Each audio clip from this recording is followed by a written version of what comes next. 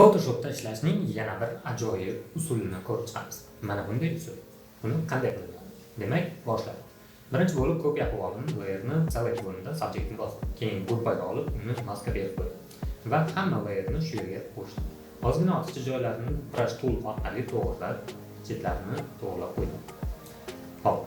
Endi blending mode-ni almashtirdim. Undan keyin esa levels berdim va levelsni ozgina to'g'riladik saturation bilan uni rangini o'chirib tashladim.